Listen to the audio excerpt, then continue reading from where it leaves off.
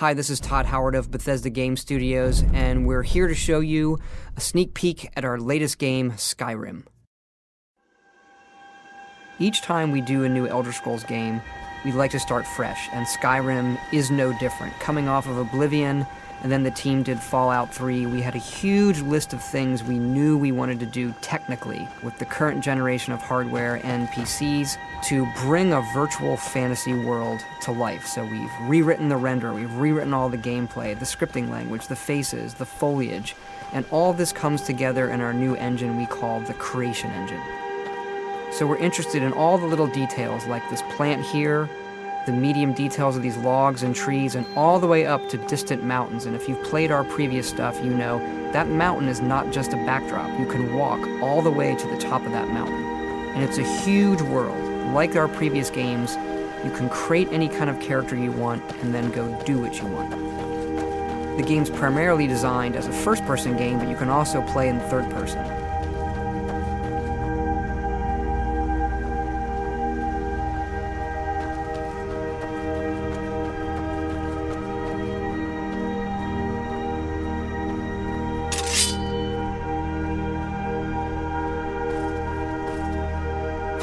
Our big motto for Skyrim is, you are who you play. So whatever you have in your hands, whatever you're using, you're going to get better at, and then you're going to level up. The right trigger does your right hand, and the left trigger does your left hand.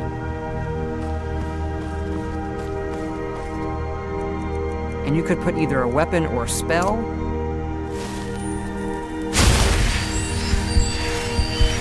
You can also dual-wield spells. What's really cool here is, if you put the same spell in both hands and pull both triggers, you can get a bigger, more powerful version of that spell. Up here we have standing stones. There are 13 of these throughout Skyrim's landscape, and they give you special abilities, but you can only have one of these active at a time.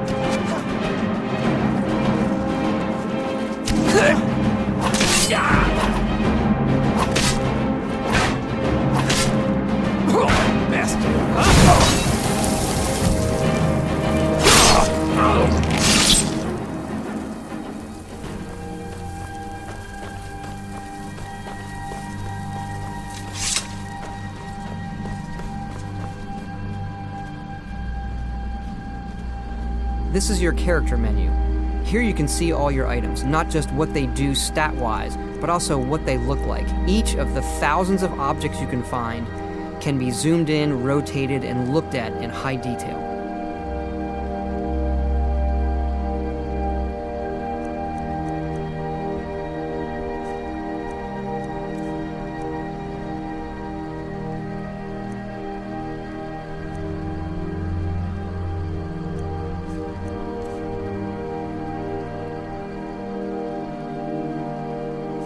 With the skills menu, you look to the heavens, and here you can see all of your skills, how they're progressing, and as your skills increase, you'll push yourself to leveling up. The higher the skill, the more it affects your level progress. And when you level up, you get to pick a perk. Each of these skills has its own perk tree. As you develop your character, it's like the game is drawing this custom constellation for who you are. Lastly, we have the map, and we're just going to pull the camera back here and show you how the level of detail system works in the game. We're just rendering the whole world.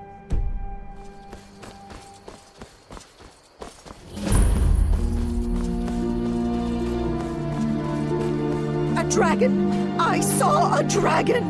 What? What is it now, Mother? You keep on like this, it'll go to town and think you're crazy. I got better than Ain't every day we get visitors in Riverwood. Gerda's family first settled here as woodcutters a few generations ago. She and Hod run the mill. I make a decent living sharpening axes and fixing the sawmill.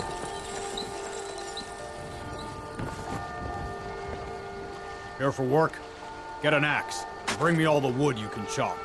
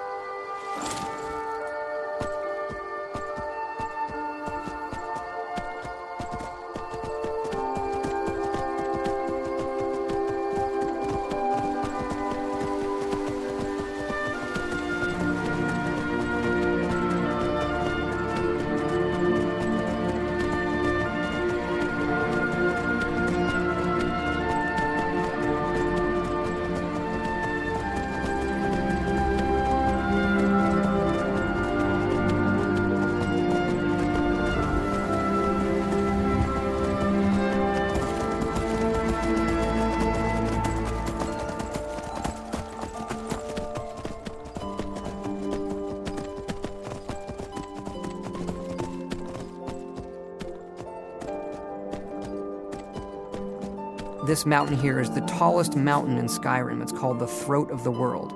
It is home to the Greybeards, who are masters of the voice.